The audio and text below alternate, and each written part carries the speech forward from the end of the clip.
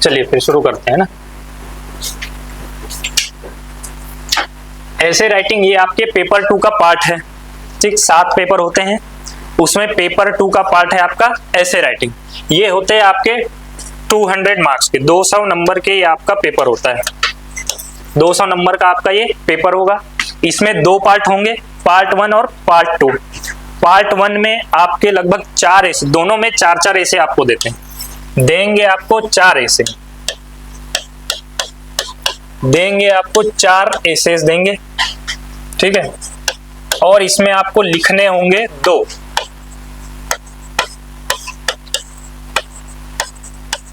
चार एसेज आपको question paper में दिए जाते हैं, जिसमें से आपको लिखना है केवल 2 ऑप्शन में रहते हैं।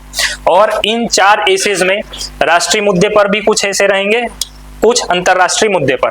रेशियो क्या रहेगा कोई डिफाइन नहीं है, यानी कि ऐसा नहीं है कि 2 राष्ट्रीय मुद्दे पर आएंगे 2 अंतरराष्ट्रीय मुद्दे पर आएंगे। ये हो सकता है कि वो 3 अंतरराष्ट्रीय मुद्दे पर दे दे, 1 राष्ट्रीय पर दे दे, या फिर उल्टा भी हो सकता है। ये भी हो सकता है कि 3 राष्ट्रीय पर दे दे और 1 अंतरराष्ट्रीय पर दे दे। ये भी हो सकता है कि 2-2 दे दे, है ना। और ये हो सकता है कि चारों इसी पर दे दे। चारों इसी पर देंगे, इसका चांस बहुत रेयर है, ऑलमोस्ट ना के बराबर। ये हो सकता है कि चारों इसी पर दे दे, राष्ट्रीय मुद्दे पर या अंतरराष्ट्रीय मुद्दे पर। अब राष्ट्रीय मुद्दे अंतरराष्ट्रीय मुद्दे से क्या तात्पर्य है? ये है कि हो सकता है करंट से रिलेटेड कोई चीज पर ऐसे वो जोड़ दें, है ना। जैसे अभी करंट पे इश्यूज क्या चल रहे हैं देश में, हो सकता है आपके स्पेस अचीवमेंट से रिलेटेड दे दें। अभी कुछ समय पहले क्या हुआ था, आपके स्पेस में डॉकिंग अनडॉकिंग हुई है। डॉकिंग अनडॉकिंग समझते हैं ना, इंडियन स्पेस स्टेशन बनने जा रहा है, उसको 5 अलग अलग सेट्स में भेजा जाएगा। क्या है, अंतरराष्ट्रीय स्पेस स्टेशन जो बनने जा रहा है वह बहुत ज्यादा वजनी है, लगभग आपके 1500 किलो इस टाइप के, अब 1500 टन के आसपास है।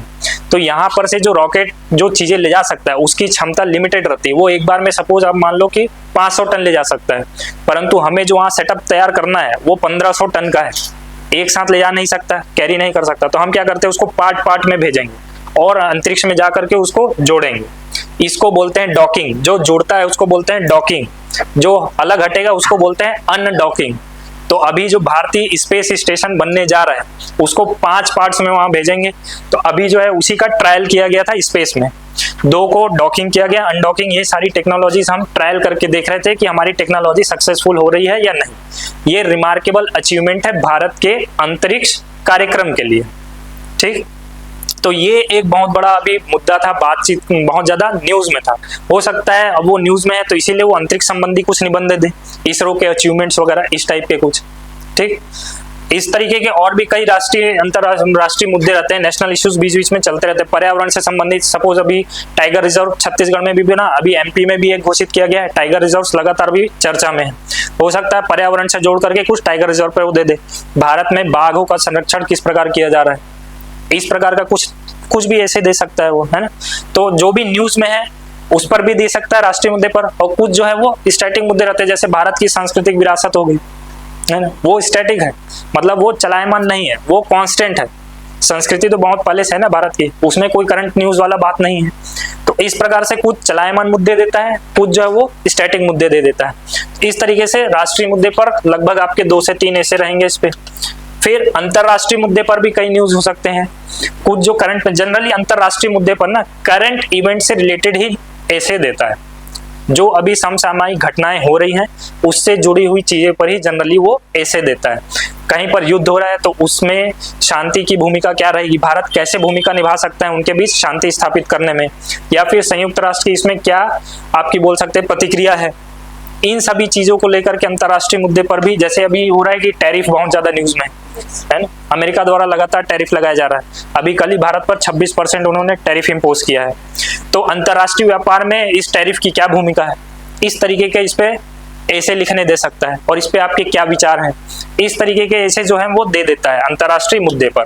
तो ये अंतरराष्ट्रीय मुद्दे पर कुछ ऐसे हो सकते हैं और राष्ट्रीय मुद्दे पर कुछ ऐसे हो सकते हैं। इसमें दोनों को मिला करके 4 ऐसे देंगे, जिसमें से आपको 2 ऐसे लिखने होंगे और हर ऐसे का 50 नंबर रहते हैं, हर ऐसे के 50 मार्क्स रहते हैं। ठीक, यानी पार्ट 1 में कितने नंबर हो गए टोटल, 100 नंबर। ठीक, तो ये पार्ट 1 आपका समझ में आ रहा है। किस तरीके के दे सकता है? क्लियर है? जोर से बोलो। हाँ, फिर अपना आते हैं पार्ट 2 में। पार्ट 2 में भी इसी प्रकार से 4 ऐसे देंगे, उसमें आपको लिखने होंगे 2 ऐसे, ठीक है ना। 4 ऐसे देंगे जिसमें से आपको 2 ऐसे लिखने होंगे। इसमें दोनों ऐसे जो है वो छत्तीसगढ़ पर ही, मतलब चारों ऐसे जो है आपको देंगे छत्तीसगढ़ के मुद्दे पर ही देंगे, और उसमें से आपको कोई 2 लिखने होंगे। वो अब 4 ऐसे स्टैटिक डायनेमिक कुछ भी हो सकता है। स्टैटिक डायनेमिक का मतलब है करंट न्यूज में जो है उससे जुड़े हुए कुछ चीजें दे दे, और कुछ जो है वो चलायमान नहीं है, बिल्कुल स्थिर है। जैसे भारत की सांस्कृतिक विरासत देखो, वैसी छत्तीसगढ़ की भी अपनी जनजाति संस्कृति है, वो भी कांस्टेंट है, बिल्कुल बनी हुई है ना। या फिर आप बोल सकते हैं छत्तीसगढ़ का जो भौगोलिक परिदृश्य है वो छत्तीसगढ़ के विकास में किस तरीके से सहायक हो सकता है, ये भी एक तरीके से आप क्या बोल सकते हैं, चलायमान नहीं, ये बिल्कुल स्थिर है। यहाँ पर मिनरल्स ज्यादा है ना, कई स्टेट में मिनरल्स नहीं होते हैं, परंतु छत्तीसगढ़ मिनरल्स के मामले में बहुत रिच स्टेट है, उस पर वो दे सकता है। या फिर कुछ चलायमान मुद्दे जैसे करंट इवेंट में कुछ आपके चल रहे होंगे, जैसे कोई नए स्कीम निकाले हैं, नियत नेल्लारार हो गए, या आपके महतारी वंदन हो गए, या हाँ जो भी अभी नए नए योजना से यदि वो ला रहे हैं, जैसे अभी वो आया आपकी नई औद्योगिक नीति आई है, उस पर वो दे देगा। और कुछ नहीं तो बजट ही उठा करके दे देगा, है ना। इस तरीके से कुछ चलायमान मुद्दे रहते हैं जो करंट न्यूज से रिलेटेड रहते हैं, उस पर भी वो देगा ही, और कुछ जो है स्थिर मुद्दे रहते हैं उस पर भी देगा। ये सारी चीज मिलाकर के कुल 4 ऐसे वो देगा। 4 में से आपको 2 लिखने होंगे, वो 2 आप कुछ भी सेलेक्ट कर सकते हो, और उन दोनों ऐसे के भी 50-50 मार्क्स होते हैं, यानी कि इसमें भी टोटल हो गए 100, दोनों मिलाकर के हो जाएंगे आपके 200 नंबर। इतना क्लियर है पूरी तरीके से? अरे बोलो जोर से। हाँ, खा के आना मेरी क्लास में, ये ना हो कि मेरे को पहले यहाँ नाश्ता करवाना पड़ रहा है ना। हाँ, बहुत आवाज लगानी है, बहुत बोलना है, अभी तो आज तो शुरुआत है।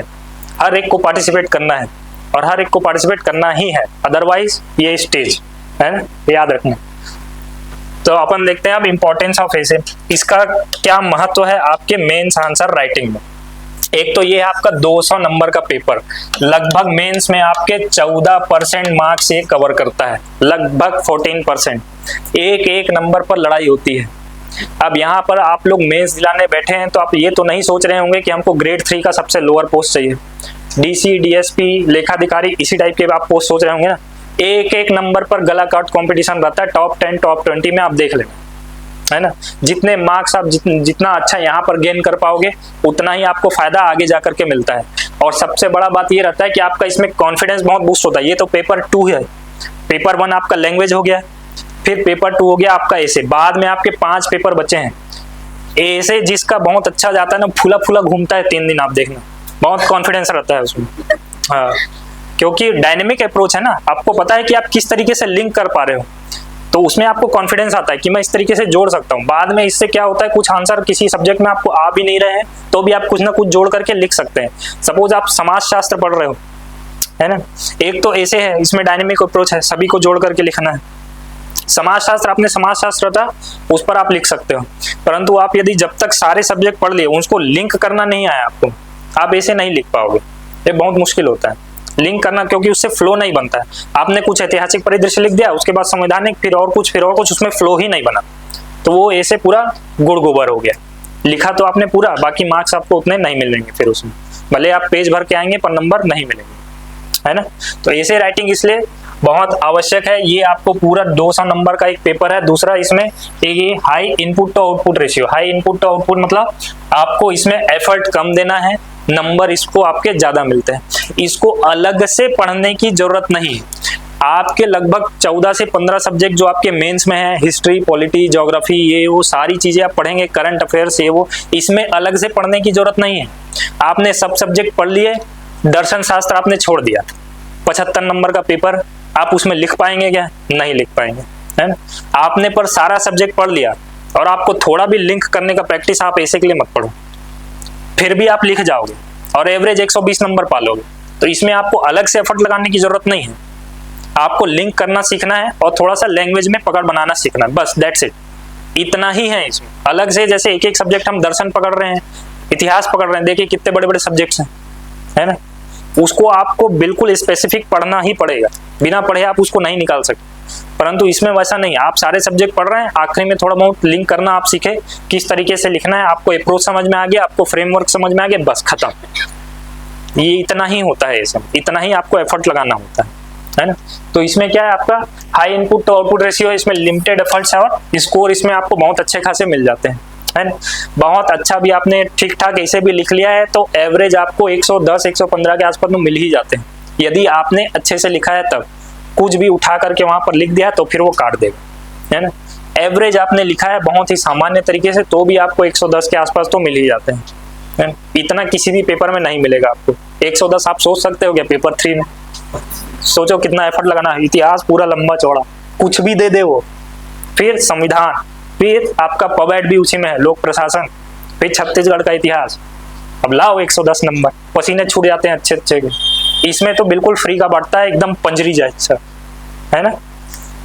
आपको केवल इसमें लिंक करना आना चाहिए। फिर ये गेम चेंजर है फाइनल रिजल्ट में, क्योंकि इसमें आपको स्कोर्स बहुत अच्छे मिल रहे हैं। आप समझ लो कि यदि कोई एक जन पा रहा है इसमें 135 और एक पा रहा है इसमें 85, 50 नंबर का डिफरेंस तो यही हो गया, है ना। 50 नंबर यही डिफरेंस हो गया, आप कवर कैसे कर पाओगे बाकी 5 पेपर में, क्योंकि बाकी 5 पेपर में लेवल लगभग सभी का समान है ना। जो टॉप 20 आते हैं लगभग उन सभी का समान ही होता है, उसमें जो होता है लेवल आप बोल सकते हो। तो इसमें इसलिए ऐसे जो है आपका बहुत अच्छा, ठीक है। तो अपन इसमें क्या बोल रहे थे, हाई लिमिटेड एफर्ट्स है, स्कोर आपको बड़े अच्छे खासे मिलेंगे। फिर गेम चेंजर है फाइनल रिजल्ट में, ये देखिए यहाँ पर 50 नंबर का डिफरेंस यही हो जाता है, कवर अप करना बहुत मुश्किल हो जाता है। अब आपको ये सेलेक्ट करना है कि आप इसमें रहना चाहते हो कि आप इसमें रहना चाहते हो, है ना। यहाँ पर आप हो गए तब तो फिर बल्ले बल्ले है, आधे लोग से 50 नंबर आप वैसे ही आगे हो गए, है ना। तो इसलिए आपको कोशिश करनी है कि इतना लगभग तक पहुंचना है। सबसे ज्यादा इसमें जो आप बोल सकते हो कि दूसरों के कंपैरिजन में आप जो डिफरेंस क्रिएट कर सकते हो, उसमें ये बहुत बड़ा पेपर है आपका। अच्छे खासे आप नंबर खींच करके बढ़िया एक नंबर डिफरेंस आप क्रिएट कर सकते हो। जैसे होता है टेस्ट मैच, आप लोग देखते होगे ना, आपने पहली इनिंग में ही 500 बना दिए, है ना, तो दूसरी इनिंग के लिए आपको प्रेशर कम हो जाता है। वैसा ही चीज यहाँ पर है, पहले इनिंग में अच्छे खासे 500 ठोको आप और अच्छा खासा एक डिफरेंस जो है वो क्रिएट कर लो, है ना। और इसके लिए आपको बहुत ज्यादा एफर्ट करने की जरूरत नहीं है। आंसर राइटिंग यहाँ पर होगा तो आप देखना, उसमें बहुत ज्यादा एफर्ट लगता भी नहीं है, केवल आपको लिंक करना आना चाहिए एक एक, ठीक। और ये जैसा मैंने बताया, ऐसे राइटिंग जिसका बढ़िया हो गया बहुत ज्यादा कॉन्फिडेंट रहता है, रात में बहुत अच्छी नींद आएगी पेपर 1 वाले दिन, आधा काम तो यही हो गया वाला, ठीक है। ऐसे राइटिंग बहुत कॉन्फिडेंस देता है, ये आप अपने सीनियर लोग से पूछना, वो बताएंगे, ठीक। तो अपन कुछ ऐसे एग्जाम्पल देखते हैं कैसा कैसा टाइप का आया है। ये क्लियर दिख रहा है आप लोग को, दिख रहा है ना, ठीक है।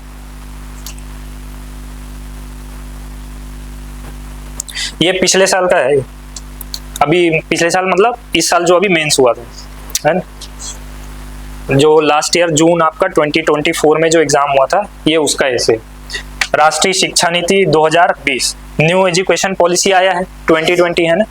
परंतु इसको पिछले साल क्यों दिया 4 साल बाद, क्योंकि उस समय पे बात चल रही थी इम्प्लीमेंटेशन की, है ना, कौन कौन से स्टेट इंप्लीमेंट कर चुके हैं या कौन इंप्लीमेंट करने वाला है।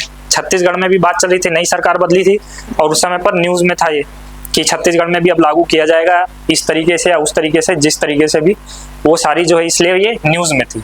इसलिए राष्ट्रीय शिक्षा नीति 2020।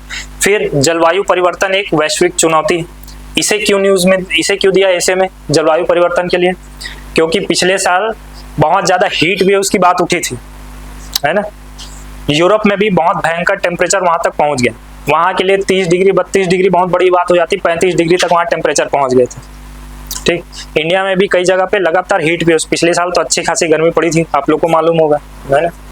कई जगह पे बाढ़ वगैरह आए, तो ये सारे क्या है, फैक्टर्स हैं जलवायु परिवर्तन के। तो जलवायु परिवर्तन भी इसलिए थोड़ा बहुत न्यूज में था, इसलिए जलवायु परिवर्तन एक वैश्विक चुनौती करके ऐसे में इसे डाल दिया था। फिर दैनिक जीवन में योग की उपयोगिता, वो 21 जून तो ठीक है योग दिवस, बाकी योग जो है अभी बहुत ज्यादा आप कह सकते हैं कि इसको बढ़ावा दिया जा रहा है सरकार द्वारा। कोरोना के बाद से ही आप देख लो, है ना, नेचुरल जीवन जियो, प्राकृतिक तरीके से रहो, ये सारी चीजें जो है बहुत ज्यादा उसमें थी। हालांकि ये थोड़ा out of the box type का टॉपिक था, बहुत ज़्यादा करंट न्यूज़ से बहुत ज़्यादा संबंधित नहीं था। कई बार तो इस टाइप का भी आपको दे देता है, तो इसके लिए भी आपको तैयार रहना है। फिर आखिरी में एक राष्ट्र एक चुनाव, ये तो बिल्कुल ज्वलंत मुद्दा था पिछली बार का है। लगभग 90% ने प्रेडिक्ट कर लिया था कि ये तो रहेगा ही, एक देश एक चुनाव, क्योंकि समिति वगैरह सारी बनी थी, रिपोर्ट वगैरह भी आ गई थी। कौन थे इस समिति के चेयरमैन इसके? रामनाथ कोविंद, पूर्व राष्ट्रपति। ठीक है, तो ये देखो, ये कुछ एग्जांपल है इस तरीके से करंट न्यूज से रिलेट करके भी, और कई बार out of the box topic भी दे देगा। तो जब out of the box topic देता है जो आपकी सोच से बाहर का ऐसे है, उसके लिए आपको चाहिए कि आपके पास फ्रेमवर्क रेडी रहे। फ्रेम आपका निबंध का ऐसे रेडी रहे। फ्रेम मतलब कैसे सेट करना है। जैसे घर बनता है तो क्या होता है, अपन क्या करते हैं, पहले दीवार खड़ी करते हैं, नींव तैयार किए, उसके बाद दीवार खड़ी किए, चौखट वगैरह के लिए अपन स्पेस छोड़ देते हैं, चौखट लगा, उसके बाद फिर खिड़की दरवाजे रंग रोगन ये सारी चीजें होती है ना। तो फ्रेम क्या है, यही है, दीवार आपने खड़ी कर दी, चौखट वगैरह आपने सजा दिया, अब उसमें केवल खिड़की दरवाजे फिट करने हैं, वो यही चीज है। आप दीवार जो तैयार कर रहे हैं वही आपका फ्रेम है। तो निबंध में भी यही चीज है कि आपको फ्रेम पता रहना चाहिए कि आपको लिखना कैसे है। ये भूमिका है, यहाँ पर मेन बॉडी है, इसमें हमको लाभ हानि ये सारी चीजें लिखनी है, किस तरीके से जोड़ना है, ये आपको फ्रेम पता होना। आप किसी भी मुद्दे पर ऐसे लिख जाएंगे, कुछ नहीं तो एवरेज तो लिख ही जाएंगे। ठीक है, तो कई बार इस तरीके के out of the box topic भी देते हैं, जिसके लिए भी हम लोग को रेडी रहना रहता है। फिर उसके पहले वाले साल में हम देख लेते हैं कि उसके पहले वाले साल में क्या क्या दिया था। G20 मीटिंग हुआ था भारत में, है ना, ये बिल्कुल प्रिडिक्टेबल है। फिर आईपीएल क्यों दिया था? क्योंकि आईपीएल उस समय पे बहुत न्यूज में इसलिए था क्योंकि बहुत बड़ा वो लीग बनने जा रहा है ना। बिल्कुल आप समझ लो कि जो एफए प्रीमियर लीग होता है फुटबॉल का यूरोप में, और जो आपका एनबीए होता है यूएस में बास्केटबॉल वाला, ये दोनों जो है बहुत बड़े लीग्स में काउंट होते हैं। अब उस लेवल का जा रहा है आईपीएल, ठीक, और ये ग्लोबल भी हो रहा है। आईपीएल वाले जा करके साउथ अफ्रीका का प्रीमियर लीग करवा रहे हैं, इतना कमा रहे हैं। ठीक है, तो इकोनॉमी में इनका बहुत बड़ा हाथ है, इसलिए आईपीएल जो है उस समय पर न्यूज में था। फिर 5G नेटवर्क, उस समय पे बहुत ज्यादा केस वेस भी हो गए थे 5G को लेकर के कि इनके वेव से पक्षी मर जाएंगे या समथिंग कैंसर वगैरह हो जाएगा इस टाइप का, इसलिए बहुत ज्यादा केसेस वगैरह हुए थे, इसलिए 5G नेटवर्क भी बहुत ज्यादा न्यूज में था। तो 5G नेटवर्क के लिए भी दे दिया वो। फिर आर्टिफिशियल इंटेलिजेंस, ये तो बताने की जरूरत है ही नहीं, है ना, लगातार न्यूज में था आर्टिफिशियल इंटेलिजेंस, तो इसलिए उस पर दे दिया। उसके प्रभाव, अब इसमें प्रभाव का क्या मतलब है, इसमें इस तरीके के जब लैंग्वेज देते हैं ना प्रभाव, तो आपको सकारात्मक भी बताना है, नकारात्मक भी बताना है, दोनों तरीके से। और बाद में निष्कर्ष में क्या रखना है, आपको किसी एक जगह बायस नहीं होना, बुद्धास मिडिल पाथ, उस पे आपको चलना है, मध्यम मार्ग बुद्ध का। ये भी ठीक है, वो भी ठीक है भाई, दोनों ठीक है अपनी अपनी जगह, है ना। तो ऐसा करके आपको निष्कर्ष बनाना है, परंतु हमको ये चीजों का ध्यान रखना है, ऐसा आपका निष्कर्ष बनता है। ठीक है, तो आपको लैंग्वेज पर भी थोड़ा देखना। अब जैसे ये G20 है, इस पे केवल नाम दे दिया है, कुछ इसमें बताया नहीं है कि G20 के बारे में क्या स्पेसिफिकली लिखना है, क्या वर्ल्ड इकोनॉमी में इसका कुछ योगदान कैसा है उसके बारे में लिखना है, या इस बार मीटिंग हुई उसके बारे में लिखना है, वैसा कुछ नहीं, केवल नाम दे दिया उसने G20। इसमें आपको सारी चीज, जितने चीजें आप कम शब्दों में समावेश कर पाए, आपका निबंध उतना ही अच्छा हो जाएगा। आप इसमें मेंबर्स कितने हैं वो भी बता दो, वर्ल्ड इकोनॉमी में इसका कितना योगदान है वो भी बता दो, आप किस तरीके से भारत में मीटिंग हुई, कितना सक्सेसफुल रहा वो भी बता दो, आगे क्या होने वाला वो भी बता दो, और थोड़े बहुत इसमें जो भी रिजल्ट आए हैं भारत की मीटिंग में या जो उस साल की मीटिंग में, आप उसको भी थोड़ा थोड़ा डिस्क्लोज कर दो, उसमें लिख दो। इसमें आपका बहुत बढ़िया ऐसे जो है तैयार हो जाता है। तो इस टाइप के ऐसे में आपको सोचना होता है कि कितने तरीके से हम इसको समावेश कर सकते हैं बहुत सारी चीजों के लिए। ठीक है, ये सारी चीजें हम लोग अभी सीखेंगे धीरे धीरे कैसे करते हैं। कुछ को तो ऐसा होता है, शुरुआत है आप लोग का, कई बार ऐसा होगा कि आपको समझ ही नहीं आएगा कि शुरुआत में कहाँ से करूँ, है।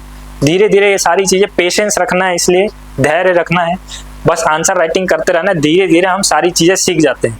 कभी किसी बच्चे को आप नहीं देखे होंगे सीधा वो दौड़ना शुरू कर दे, है ना, धीरे पहले पलटना सीखेगा, फिर घुटने के बल चलना सीखेगा, फिर उसके बाद चलना सीखेगा, फिर जा करके वो दौड़ता है। तो इसीलिए पेशेंस रखना आपको बहुत जरूरी है। ये नहीं होगा कि आपके 1 महीने में या 1.25 महीने में आप पूरा ऐसे राइटिंग सीख जाओ, ये कंटिन्यूअस चलने वाला प्रोसेस है, क्योंकि मुद्दे हमेशा बदलते रहते हैं, है ना। तो आपको फैक्ट्स पता होने चाहिए, और फैक्ट्स के लिए आपको थोड़ा बहुत करंट न्यूज से जुड़ना बहुत जरूरी है। इसलिए बोल रहा हूँ न्यूज़पेपर पढ़ना इसके लिए बहुत आवश्यक है।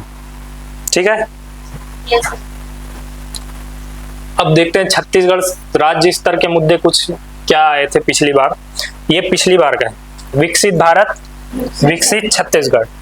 सरकार चेंज हुई थी, नए बजट उन्होंने लाया था, है ना।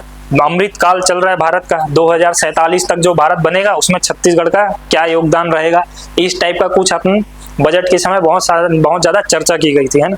इसलिए विकसित भारत में विकसित छत्तीसगढ़ का योगदान, इस टाइप का ये ऐसे इसमें दिया था। फिर छत्तीसगढ़ के प्राकृतिक संसाधन और औद्योगिक विकास की संभावनाएं, ये देखो जो मैं आपको बताया था, छत्तीसगढ़ मिनरल स्टेट है, मिनरल रिच स्टेट है, तो ये एक तरीके से आप बोल लो कि स्थिर मुद्दा ज्यादा करके। यदि आप डिग्री देखो 100% में 80% जो है ये स्थिर मुद्दा है, 20% कुछ न्यूज में रहा होगा, इसलिए ये इस तरीके का जो है आप लैंग्वेज बना करके दे दिया, छत्तीसगढ़ के प्राकृतिक संसाधन और औद्योगिक विकास की संभावनाएं।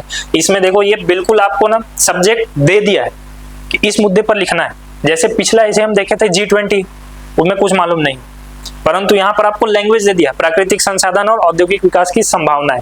ये संभावनाएं पूछ रहा है, जितने हो गए हैं उसको नहीं पूछ रहा है, फिर भी आपको थोड़ा बहुत उसमें जोड़ना है कि ये सारी चीजें हैं, ये हमको दिखाता है कि हम आगे और किस तरीके से आगे बढ़ सकते हैं, ठीक है। वो लिमिटेड रहना चाहिए। कई बार क्या होता है, ऐसा लैंग्वेज देखें और फिर वो सीधा शुरू करेंगे BSP से और NTPC लारा पे लाकर खत्म करेंगे, है ना, वैसा नहीं करना। ये आगे की चीजें पूछ रहा है, संभावनाएं क्या है, कितने निवेश आ सकते हैं, किस तरीके से हम यहाँ पर नए प्लांट्स लगा सकते हैं, किस तरीके से नए रोजगार यहाँ पर हम जनरेट कर सकते हैं, ये सारी चीजें संभावनाओं में पूछ रहा है। ये नहीं पूछ रहा है कि कितने हो चुके, ठीक है। तो आपको लैंग्वेज को भी थोड़ा सा ध्यान रखना है, लैंग्वेज समझना है कि वो आखिर पूछ क्या रहा है। फिर अगला देखते हैं छत्तीसगढ़ में पर्यटन विकास की संभावनाएं, पर्यटन के विकास की संभावनाएं, ठीक। वो अपना धुड़ महाराज वगैरह न्यूज में है ना, UN द्वारा घोषित हुआ, शक्तिपीठ वगैरह योजना आया। छत्तीसगढ़ सरकार उस समय पर्यटन नीति नहीं ला रही थी, किस तरीके से हम अलग अलग जगहों को प्रमोट करेंगे, इसलिए ये छत्तीसगढ़ में पर्यटन विकास की संभावना, ये ऐसे आपका टॉपिक बन गया। फिर छत्तीसगढ़ लोक साहित्य और कलाओं की विशेषता, ये आप बोल सकते हो कि एक तरीके से स्थिर मुद्दा ही रहा। लोक कला, अब लोक साहित्य और लोक कलाओं की विशेषताएं, ये इसलिए भी पूछा है क्योंकि आप देख रहे होंगे 3-4 साल से लगातार पद्मश्री कला के क्षेत्र से जुड़े लोगों को छत्तीसगढ़ से मिल रहा है, इसलिए वो इन चीजों को जोड़ दिया। लोक कला और साहित्य वगैरह जो है आपकी उसकी विशेषताओं के संबंध में ये ऐसे दे दिया गया। इतना आपको समझ आ रहा है? जोर से बोलो। ये उसके पिछले साल वाला है, छत्तीसगढ़िया ओलंपिक, ठीक। ये तो बिल्कुल प्रेडिक्टेबल था, फर्स्ट टाइम छत्तीसगढ़िया ओलंपिक आयोजित हुआ था। तो वैसे अभी क्या हो रहा है, बस्तर पंडुम, हो सकता है इस बार उसी को पूछ दे। फिर राम वन गमन पथ योजना एवं उसका क्रियान्वयन, ये भी बिल्कुल न्यूज में था। फिर हरेली तिहार, छत्तीसगढ़िया तिहार है, हर साल जो पिछली सरकार थी वो हरेली में एक नई योजना वो लॉन्च करती थी, ठीक। और हरेली में वो गेड़ी वगैरह भी चढ़ करके, है ना, बिल्कुल उसको न्यूज में ले आते थे। छत्तीसगढ़ का पहला त्योहार माना जाता है ना हरेली, कब मनाते हैं, कौन सी तिथि में? सावन अमावस्या, ठीक है। रात वात में निकलने से डरते होंगे आप लोग, काली रात, पिछली बार बोला था ना, जिसको जिसको दर्शन नहीं हुए इस हरेली आप निकलना, बिल्कुल दर्शन होंगे, बाल खोल करके झूमती हुई, ठीक। तो ये हरेली त्योहार। फिर संस्कृति के विस्तार में आदिवासी नृत्य महोत्सव का योगदान, आदिवासी नृत्य महोत्सव उस समय पर आयोजित किया जाता था।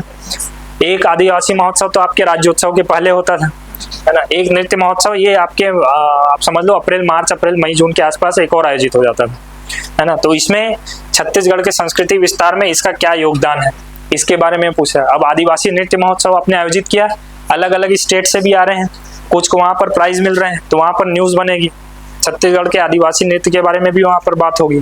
तो इस तरीके से छत्तीसगढ़ की संस्कृति का प्रसार एक तरीके से होता है, आप मान लो, है ना। तो ये इस तरीके से ऐसे के टॉपिक जो है वो जनरेट किए जाते हैं छत्तीसगढ़ PSC में, ठीक। तो आपको थोड़ा बहुत प्रेडिक्ट करना आना चाहिए।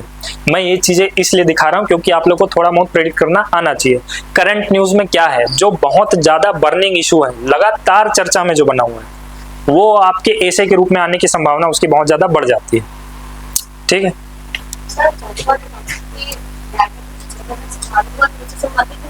रायगढ़ में ये नहीं उससे उतना संबंधित नहीं है। चक्रधर समारोह एक वो तो वार्षिक लगातार चलता है उसमें भी है, आप उसको इसमें जोड़ सकते हो। पर ये आदिवासी नृत्य महोत्सव, ये जो अलग से एक आदिवासी नृत्य महोत्सव आयोजित किया जाता था। नहीं, उस समय पे अलग होता था। ये तो हो सकता है इस बार उन्होंने आयोजित कर दिया हो, परंतु इसके पहले चक्रधर समारोह में आयोजित नहीं होता था, ये अलग से ही पार्टिसिपेट किया जाता है ना। जून में कई बार हुआ, कई बार आपके राज्योत्सव के पहले हुआ, कई राज्य वाले आते थे, है ना। यहीं पर कई बार होता था रायपुर में ही, साइंस कॉलेज ऑडिटोरियम में, तो वो बिल्कुल अलग है। ठीक है, क्लियर है? आगे बढ़े। हाँ, अब देखते हैं अपन पहले ऐसे आखिर है क्या चीज, क्या होता है भाई ऐसे। जो लिखा है उसको नहीं बोलना है। क्या लगता है क्या होता है ऐसे, बताओ कोई। किसी विषय से संबंधित विस्तृत जानकारी। ठीक है, विस्तृत जानकारी। और बताइए। पार्टिसिपेट करना है, बोलना है। बोलो कोई, जो आ रहा हो दिमाग में बोलो।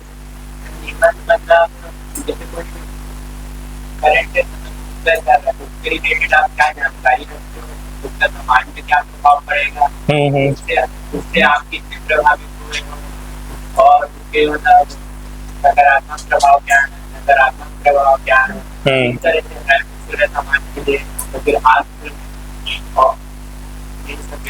ठीक है, यानी कि एक तरीके से आप बोल सकते हो आपके विचार उसमें क्या क्या है ना, किसी मुद्दे पर आपके उसमें विचार क्या है, कोई भी इश्यूज पर। ये हो जाता है आपका निबंध। ये लो आपका इनाम, वहीं गिरा है नीचे में, उठा लेना। ठीक, तो निबंध आखिर क्या है।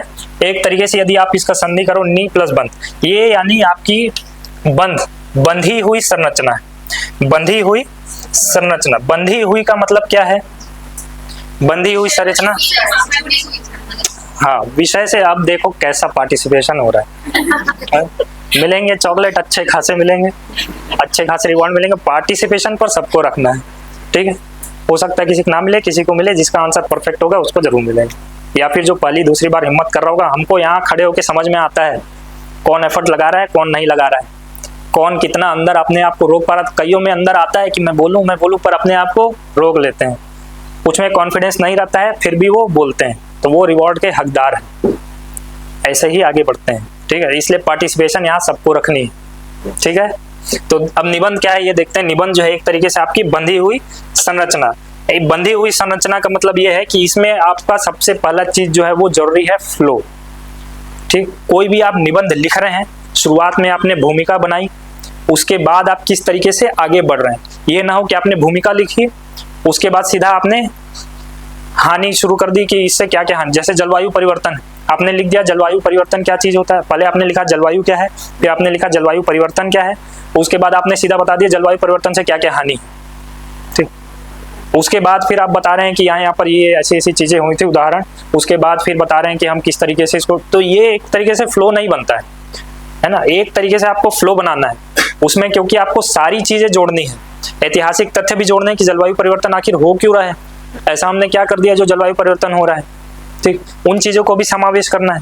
फिर उससे क्या क्या हानियां, क्या क्या प्रभाव आज की डेट में पड़ रहे हैं हमारे ऊपर, इसको लिखना है। ये हुई आज की बात। पहले आपने ऐतिहासिक तथ्य बता दिए, फिर आपने आज की बात कर दी, फिर आगे आने वाली पीढ़ी पर क्या इसका प्रभाव पड़ सकता है।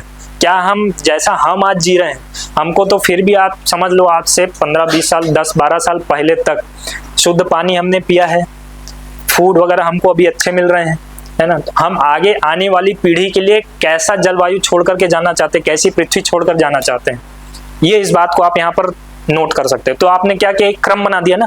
पहले आपने ऐतिहासिक तथ्य लिखा, फिर वर्तमान परिस्थितियां, फिर भविष्य के लिए क्या हो सकता है, फिर उसके बाद आप लिखे कि क्या क्या सॉल्यूशंस हो सकते हैं इसके, कैसे हम इसको रोक सकते हैं। तो ये क्या हुआ, एक तारतम्य में बंध गया निबंध, बिल्कुल आपको ले जा रहा है फ्लो में। तो पढ़ने वाले को भी अच्छा लगेगा, बोर नहीं लगेगा। ये आप समझ लो, कोई भी कॉपी चेक करने के लिए चेकर के पास 5-7 मिनट ही है, उससे ज्यादा वो आपकी कॉपी को समय नहीं देगा। ठीक है, उतने समय में आपको अपनी छाप छोड़नी है। तो जब तक आप फ्लो मेंटेन करेंगे, आपकी छाप वहां पर पड़ जाएगी, प्रभावित वो होगा कि हाँ जानता है, इसे पता है कैसे लिखना है, क्या चीजें जोड़नी है।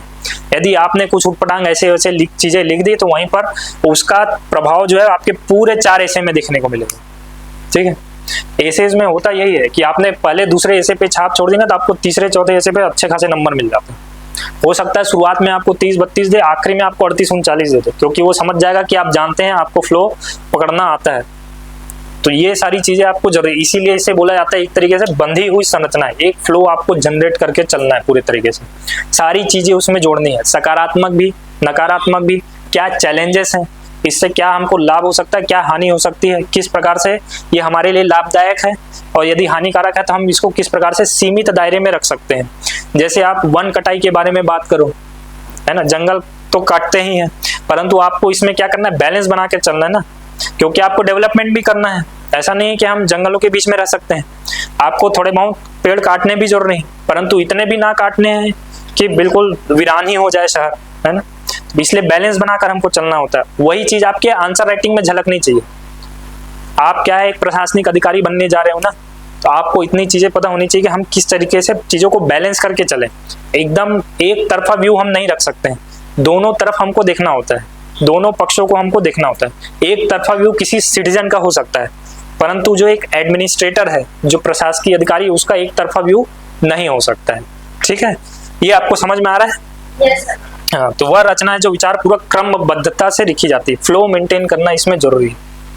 ये चीजें क्लियर हुई आपको? अब देखते हैं कि ये पूछता क्यों है भाई, ऐसे क्यों पूछता है ऐसे। सबसे पहले तो वह दिखेगा आपका जानकारी और ज्ञान का स्तर कैसा है, कितनी आपको जानकारी है उस विषय के बारे में। कोई भी ऐसे वो दे दिया तो सबसे पहला उसका मोटो है कि आपको कितनी जानकारी है उस विषय के बारे में, उसके ऐतिहासिक तथ्य क्या है, वर्तमान क्या परिदृश्य है, भविष्य में क्या उसके परिणाम हो सकते हैं, उसका हम पर कैसा प्रभाव पड़ रहा है। ये सारी चीजों के बारे में आपकी जानकारी का स्तर कैसा है, आप उसके पीछे के फैक्ट्स जानते हैं या नहीं, है ना। ये सारी चीजें जानने के लिए इसमें ये पूछा जाता है। अब क्या होता है, कुछ लोग होता है कि सपोज कोई ऐसे दिया है डिजिटल छत्तीसगढ़ के बारे में, ठीक, तो हमने कई ऐसे भी कॉपीज देखे हैं। शुरुआत में तो डिजिटल छत्तीसगढ़ इंट्रोडक्शन बहुत बढ़िया है, अंदर जा करके शुरू किया। छत्तीसगढ़ राज्य की स्थापना हुई थी 2000 में, और वहां से लेकर के 2025 तक वो आ गए कि पहले मुख्यमंत्री ये थे, पहले राज्यपाल ये थे, पहले सचिव ये रहे, पहले मुख्य सचिव वो रहे। पूरा फ्लो वो बिगड़ गया। ये तभी होगा जब आपको उसके पीछे के बारे में जानकारी नहीं है। आप यदि पीछे के बारे में जानते हैं, इसे के कंटेंट के बारे में जानते हैं, तो आपका आंसर राइटिंग वैसे ही बहुत अच्छा होगा। ठीक, तो पीएससी सबसे पहले तो यही जानना चाह रहा है कि आपकी जानकारी और ज्ञान का स्तर कैसा है उस विषय के बारे में। फिर आपका व्यक्तित्व परीक्षण, क्या आप उस विषय के बारे में क्या सोचते हैं। आपको वहां पर निष्कर्ष भी लिखना है, समाज पर उसका कैसा प्रभाव है ये भी लिखना है। ये तोता रटंत वाली चीजें नहीं हो सकती है ना। इसमें आपको अपने ही विचार लिखने होंगे। कंक्लूजन क्या है, आप रट करके तो जा नहीं सकते, वहां पर आपको कंक्लूजन अपने से ही लिखना है। वहां से आपको पता चलता है कि आपका व्यक्तित्व कैसा है, आपका सोचने का नजरिया बिल्कुल एक ही तरफा है या फिर आप दोनों तरीके से सोचते हैं। इसका सबसे बढ़िया एग्जांपल मैं यदि लूं तो नक्सल समस्या के बारे में। अब आप नक्सलियों के बारे में आप क्या सोचते हैं कि सीधा खत्म ही करें इनको, और कोई इलाज है नहीं क्योंकि लगातार वैसा ही हो रहा है, या फिर उनको मुख्य धारा में लाने की कोशिश करें, और किस तरीके से हम कोशिश कर सकते हैं, और जो बिल्कुल ही नहीं मान रहे हैं उनका क्या इलाज करना है। ये सारी चीजें आपको सोचनी होंगी, क्योंकि नक्सल समस्या छत्तीसगढ़ में बहुत है। ठीक है, दूसरा एक कुपोषण भी हो सकता है कि आप कुपोषण से किस तरीके से बाहर ला सकते हैं बच्चों को, है ना। उसमें किस प्रकार के आप रास्ते निकाल सकते हैं, अलग अलग मार्ग, अभियान चलाना है, लोगों को समावेशित करना, लोगों को जागरूक करना है। ये नहीं कि आपने केवल अभियान चला दिया पर लोगों को उसके बारे में पता ही नहीं है। कुछ चीजें आपने निकाली हैं परंतु लोगों को उसके बारे में जानकारी नहीं है कि इसका प्रभाव जो है कुपोषण। आधी परेशानी यहाँ पर होती है कि लोगों को पता नहीं है कुपोषण के बारे में, कि बच्चों को क्या खिलाना पिलाना जरूरी है। जो एक तरीके से आप समझ लो जो बिलो पॉवर्टी लाइन वाले हैं, उनकी बेसिक नीड ही पूरी हो जाए, पेट भर जाए, यही उनके लिए बड़ी बात है। पोषण वाली चीज कहाँ से आए, है ना।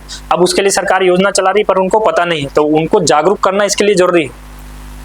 ठीक, एक तो क्या होता है सरकारी चीज कभी होती है तो लोगों में बहुत ज्यादा डर बैठा होता है। यदि आप आउटर क्षेत्र में जाओगे, रिमोट लोकेशंस में, कुछ भी सरकारी चीज वहां पर आती है तो लोगों में कई बार डर सा बना रहता है कि ये पता नहीं है क्या चीज नया आ गया है। यदि आप जाओगे, आप समझ लो ट्राइबल एरिया में जाओ, आप एकदम बीहड़ जंगल सुकमा वगैरह आप पहुंच गए, है ना। वहाँ लोगों का हो सकता है किसी गांव में बहुत ज्यादा कनेक्शन हो ना, सरकारी गाड़ी वहां तक पहुंच रही है एकदम लाव लश्कर के साथ, तो उनको एक बार में थोड़ा बहुत डर लगता है कि फिर ये उजाड़ने तो नहीं आ गए, यहाँ फैक्ट्री वगैरह नहीं लगने वाली। तो आपको वहां पर जागरूक करना है कि भाई ये उसके लिए नहीं है, ये कुपोषण से आप बाहर आओ, उसके लिए हम एक योजना चला रहे हैं, ये चीज़ें आपको प्रदत्त की जाएगी, आप पास के आंगनबाड़ी क्षेत्र में जाओ, ये चीज़ें लेकर आओ, खुद भी खाओ, बच्चे को भी खिलाओ, तो आप कुपोषण से बाहर आ पाओगे। कईयों को पता नहीं होता है कि उनकी एनीमिया की बीमारी है, प्रशासन जो है वो चला रहा है उनका चेकअप का अभियान, परंतु सामने वाले को पता नहीं है ना। तो इस बारे में जागरूकता फैलाना बहुत आवश्यक हो जाता है।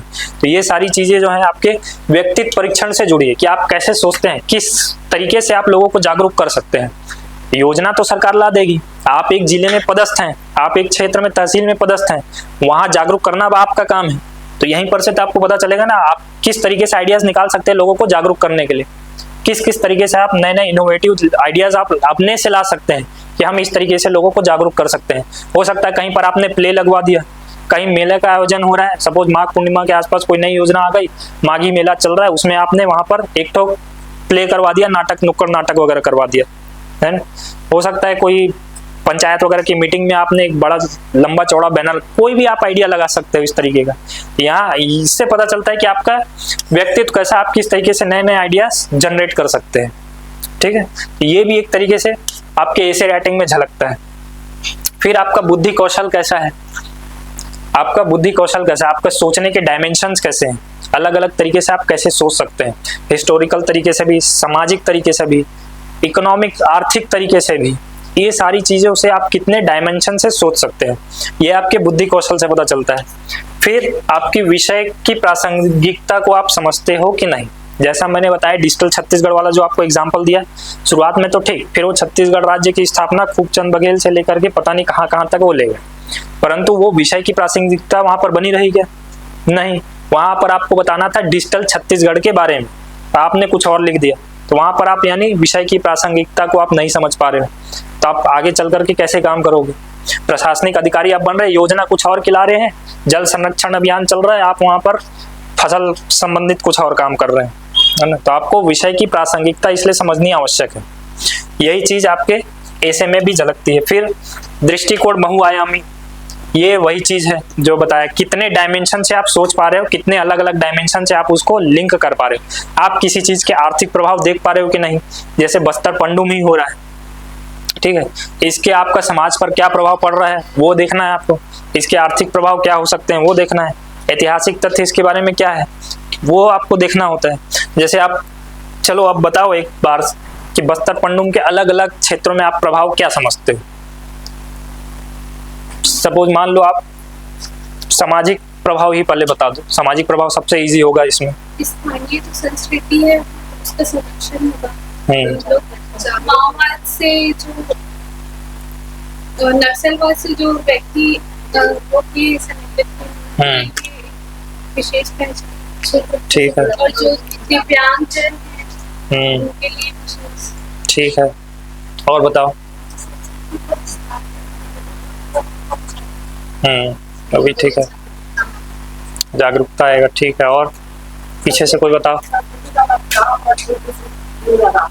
हाँ, एक दूसरे से जुड़ाव भी होगा, ठीक है, पीपल टू पीपल कनेक्शन बढ़ेगा आपस में, ठीक है।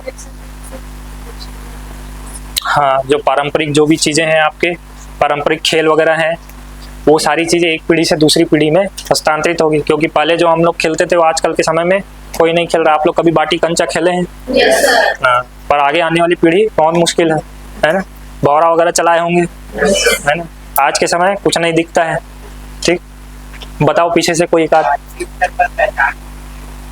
हाँ, राष्ट्रीय स्तर पर पहचान भी मिलेगा, ये भी ठीक है।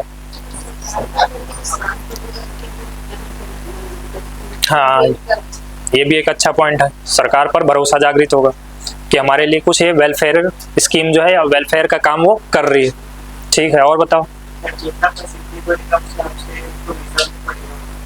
हाँ, वो भी ठीक है, वो इन्वेस्टमेंट के रास्ते खुल सकते हैं उससे, ठीक है, और हाँ, मुख्य धारा से जुड़ा हो, ये भी ठीक है। सामाजिक प्रभाव हो गया, अब थोड़ा आर्थिक के लिए सोचो क्या हो सकते हैं इसके आर्थिक प्रभाव। पर्यटन क्षेत्र, ठीक, शिल्प कला को बढ़ावा मिलेगा, ये भी बहुत बढ़िया है। और सोचो डायनेमिक थिंकिंग लाओ, और कैसे आप सोच सकते हो।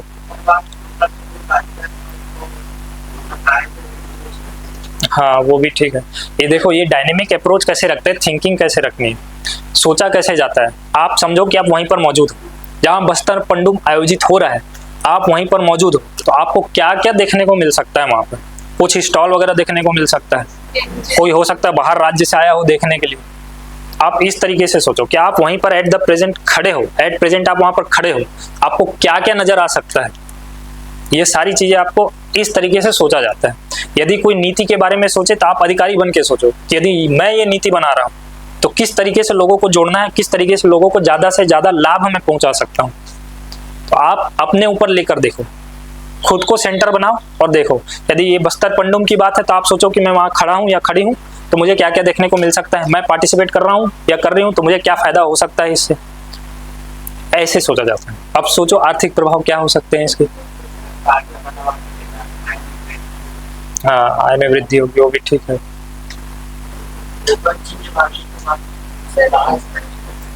हाँ, लोकल चीजें ठीक है, लोकल को बढ़ावा मिलेगा, ये भी बढ़िया, ठीक है। तो इस तरीके से सोचा जाता है। सामाजिक आर्थिक प्रभाव अब समझ में आ रहे हैं आपको, किस तरीके से हम सोच सकते हैं, इमेजिन कर सकते हैं ये सारी। अब बस्तर पंडुम जैसी चीज है, किसी से एकदम राह चलते किसी से पूछो इसका आर्थिक प्रभाव क्या हो सकता है, वो इतना जल्दी क्विक थिंकिंग नहीं कर पाएगा कि इसका क्या हो सकता है।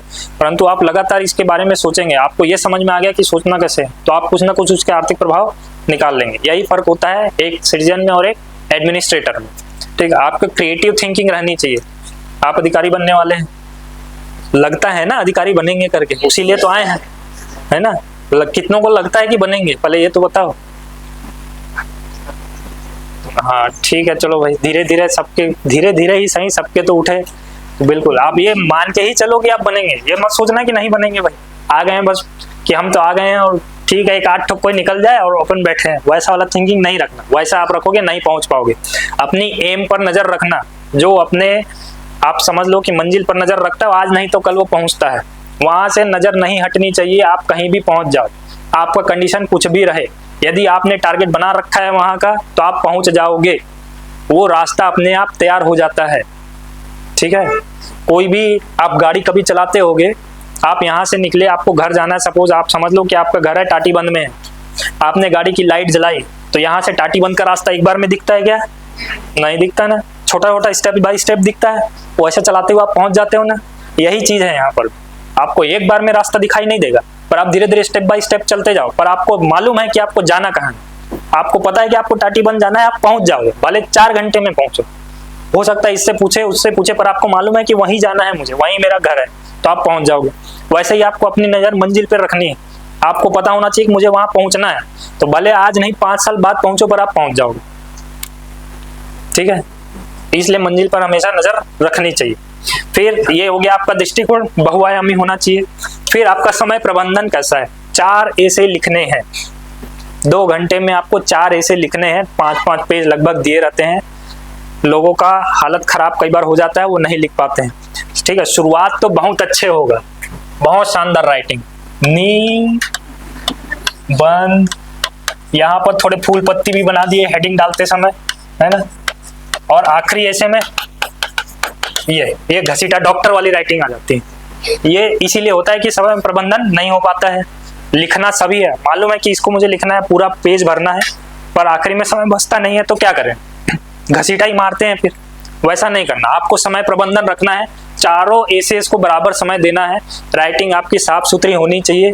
इस तरीके से आपको समय प्रबंधन करना है, यानी कि आप जो सोच रहे हैं उस एसे के बारे में, जो लिख रहे हैं वो सामने वाले को समझ तो आए, आप समझा तो पाओ।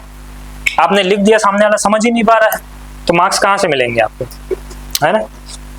इसलिए समय प्रबंधन भी एक तरीके से चेक करते हैं ऐसे राइटिंग में कि आपका समय प्रबंधन कैसा है। ये सारी चीजों को आप हैंडल कर सकते हो कि नहीं। समय प्रबंधन का क्या मतलब है, आप प्रेशर भी कितना हैंडल कर पा रहे हो, ये भी इसमें दिखता है। आप देख रहे समय और 1 घंटा बचा, 3 ऐसे है लिखना है, अब आप उस प्रेशर को कैसे हैंडल कर रहे हो, ये सारी चीजें आप ठीक ठाक लिख पा रहे हो। इसका सीधा साफ सा आइडिया ये एक हो सकता है कि आपको यदि समय कम है तो आप थोड़े स्पेस बढ़ा दो, यहाँ पर 1 लाइन लिखो, 2 लाइन लिखो, पहले जो आप पैराग्राफ यहाँ से शुरू कर रहे थे वो 1 लाइन छोड़ करके यहाँ से लिख दो, ठीक है। आपकी लिखने की जगह थोड़ी कम होगी, है ना। पहले जो आप 1 लाइन पे 8 शब्द लिख रहे थे उसको घटा करके अब 7 कर दो, ठीक। इस तरीके से जो है टाइम मैनेज किया जाता है।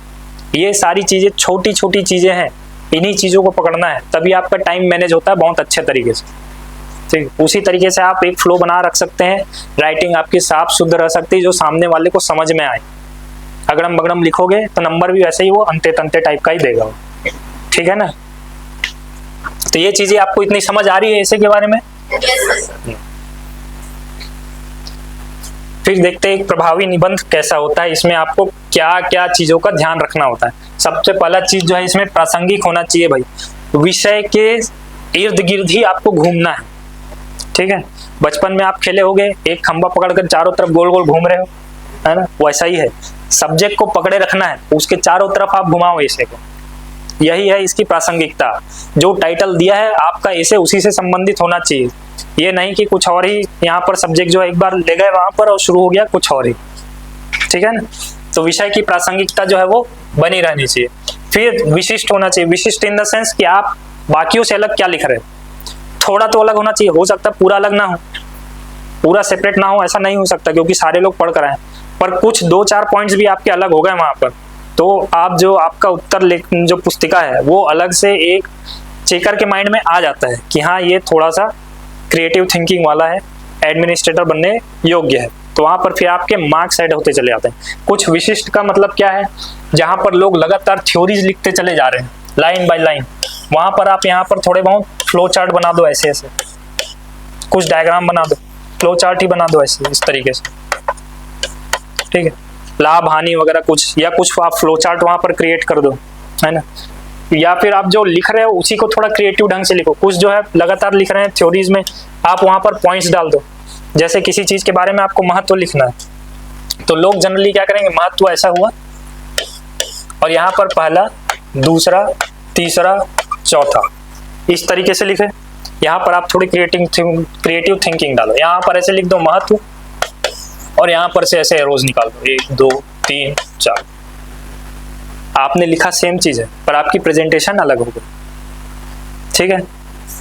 तो इसमें क्या आपका उत्तर पुस्तिका अलग से दिखता है। बाकी सारे 10 कॉपी आप देखो, 10 के 10 ऐसे लिखे हैं और एक जन कोई ऐसा लिखा है, वहां पर वो पकड़ में आ जाता है। नंबर वहां पर +2 हो जाएंगे, +2 एक में हुए 4 ऐसे में 8 नंबर, 8 नंबर की आपकी लीड हो गई। 8 नंबर आप टॉप 10 में देखोगे तो बहुत बड़ी लीड, ठीक है। इस तरीके से आप थोड़ी बहुत विशिष्टता अपनी बनाए रख सकते हैं, कुछ डायग्राम वगैरह बना करके, कुछ ऐसा फ्लो चार्ट या इस कोई भी प्रेजेंटेशन कुछ आप अपनी सेपरेट दिमाग जो है वो लगा सकते हैं, ठीक। फिर संक्षिप्त इन द सेंस, किसी भी एक चीज को बहुत ब्रॉड में नहीं ले जाए। कोई एक ऐसे है, उसके बहुत सारे आयाम होते हैं, सामाजिक प्रभाव अलग है, आर्थिक प्रभाव अलग है। ये अब आपने किसी एक ही चीज को पकड़ा है, आर्थिक प्रभाव आपने पकड़ लिया और पूरे ऐसे में 5 पेज के ऐसे में 3 पेज में उसी को डिस्क्राइब कर दिया, वो नहीं। आप छोटे छोटे पॉइंट्स बनाओ, थोड़े शॉर्ट में बनाओ, पर ज्यादा से ज्यादा चीजें लिखो। तो ये संक्षिप्तता उसी चीज को दिखा रही है जो आप बहुआयामी पॉइंट्स बना रहे हैं। वो ऐसा ना हो कि वो सारी चीजें आपने बहुत बड़ी बड़ी लिख दी, उसको थोड़ा शॉर्ट रखो, सार गर्भित जिसको बोलते हैं वैसा आप रखो, और लगातार मल्टी पॉइंट्स ऐड करते चले जाओ। ये एक प्रभावी निबंध का बहुत बड़ा क्वालिटी होती है। फिर विश्लेषणात्मक विश्लेषण होना चाहिए, उसकी चीज अंदर के बारे में आपको पता होनी चाहिए। डीप औद्योगिक नीति आई तो उसके अंदर की चीजें आपको विश्लेषण करनी है कि ये छूट मिलेंगी, जैसे आपको स्टाम्प ड्यूटी वगैरह पे छूट मिल रही है, इतने निवेश पर इतने % ब्याज आपको छूट मिल रहा है, ये सारी चीजें आपको क्लियर होनी चाहिए। इससे क्या निवेशकों को फायदा होगा, किस तरीके से फायदा होगा वो आप बता सकते हो। 5 करोड़ यदि 1 करोड़ तक कोई निवेश कर रहा है, उसको 10% यदि ब्याज में छूट मिल रहा है, तो ये आप बता सकते हो। कोई जो 5 करोड़ वाला है उसको 5% मिल रहा है यदि छूट, फॉर सपोज मैं एग्जाम्पल के लिए बता रहा हूँ, उसको आप अलग अलग तरीके ढंग से समझा सकते हो। क्योंकि जो छोटा इन्वेस्टर है उसके पास पैसे कम है, उसको थोड़े से ज्यादा छूट की आवश्यकता, उस समय उसको पुश करना, बढ़ावा देना आवश्यक है ना। इसलिए जनरली उनके लिए थोड़े ज्यादा छूट वगैरह दे दिए, इससे वो एक तरीके से आप बोल सकते हो प्रोत्साहित होगा, उसको सरकार की तरफ से ज्यादा लाभ मिलेगा, और वो फिर ज्यादा यदि आगे और बढ़ेगा तो उसके माइंड में एक रहेगा कि यहाँ पर मुझे निवेश करने से बहुत फायदा हुआ, यहाँ के लोगों ने मुझे सपोर्ट किया, यानी सरकार ने सपोर्ट किया, तो अगला निवेश भी मैं क्यों ना यहीं करूँ, है ना। तो ये सारी चीजें आप कब कर पाओगे, जब आप के पीछे के बारे में आपको डेटास पता होंगे, पीछे के बारे में आपको फैक्ट्स पता होंगे, तो फिर आप उसके संबंध में विश्लेषण आप कर पाओगे ज्यादा से ज्यादा, ठीक है। तो इस तरीके का विश्लेषण जो है वो भी आपको एसेज में जोड़ना होता है। फिर विवरणात्मक ये तो सिंपल सी बात है, आपको उसके बारे में डिस्क्रिप्शन जो एक बोल सकते हैं आप फ्लो बनाना आपको आना चाहिए, विवरण अच्छा खासा उसका होना चाहिए, ठीक। टॉपिक से संबंधित, जैसे मैंने बताया एक खंबे के चारों ओर घूमना है, तो टॉपिक आपका फिक्स रहना चाहिए उसी के आसपास, ये ना हो कि आप उससे अलग हो जाओ। सुसंबंध होना चाहिए, ये भी वही चीज है। फिर तार्किक प्रवाह, फ्लो होना चाहिए, जो मैं हमेशा से बोल रहा हूँ, फ्लो होना ऐसे में बहुत ज्यादा आवश्यक है। ये ना हो कि आपने कुछ और बात पहले बता दी है, भविष्य की बात आपने पहले कर दी, बाद में आप इतिहास में ले जा रहे हो, तो ये यहाँ पर ऐसा फ्लो नहीं बनता है, ठीक। कहानी आप पढ़े होंगे ना, स्टोरी वगैरह, ऐसा तो नहीं होता सस्पेंस आप जो है पहले ही बता दिया कि कातिल कौन है फिर कहानी लिख रहे हैं, है ना, वो चीज यहाँ पर नहीं होनी चाहिए, एक फ्लो मेंटेन होना चाहिए। सुसंगठित होना चाहिए, ऐसे में एक तरीके से संपूर्णता का एहसास होना चाहिए, ऐसा नहीं लगना चाहिए कि ऐसे आधा अधूरा छूट गया। ऐसे कई क्या करते हैं, विवरण तो पूरा लिख दिए, ऐसे के बारे में टॉपिक्स लाभ हानि कुछ बता नहीं पाए और सीधा आखिरी में निष्कर्ष, कुछ समझ ही नहीं आता है। बस्तर पंडुम के बारे में बता दिया, ऐसा ऐसा बस्तर पंडुम है, ये खेल हो रहे हैं, ऐसा ऐसा है, बाकी उसके बारे में क्या प्रभाव पड़ रहे हैं वो नहीं बताया, आखिरी में निष्कर्ष सीधा लिख दिया, तो वो एक आधा अधूरा सा लगने लगता है, पूरी बात इसमें की नहीं गई है लगता है, ऐसा लगता है कि आप कुछ बोल रहे हो पर आपकी बात बीच में काट दी गई हो, तो उसमें संपूर्णता का एहसास नहीं होता। भले ही आप थोड़ा समय कम है, थोड़ा छोटा ऐसे लिख दो, पर उसमें भी एक संपूर्णता का एहसास यदि होगा ना, आपको नंबर अच्छे खासे उसमें मिल जाए, ठीक है। ये सारी चीजें जो आपके एक प्रभावी निबंध की क्वालिटीज है, ये आपको मेंटेन करनी आवश्यक है। इतनी बात समझ में आ रही है? अच्छे से जोर से बोलो। हाँ, मुंडी नहीं हिलाना है, मुंह से बोलना है।